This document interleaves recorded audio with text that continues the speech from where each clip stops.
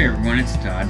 I didn't think I'd be making a video about cooking, but since we got some asparagus out of the garden today, today's the 19th of April, and we got some chives, I thought why not make some omelets for the kids today since they're home on Easter break. And we got some brown eggs from the chickens, so it's time to make omelets, everyone.